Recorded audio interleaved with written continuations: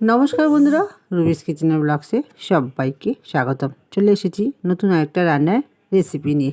আজকে করে দেখাবো আম পোড়া মুরগি। আর এই আম পোড়া মুরগির মাংস রান্নাটা আমার মেয়েই করছে, আমি শুধু তোমাদের সঙ্গে শেয়ার করছি।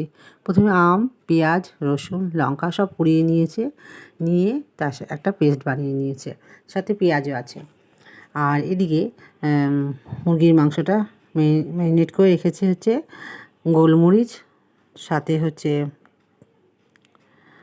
দই আর লবণ দিয়ে।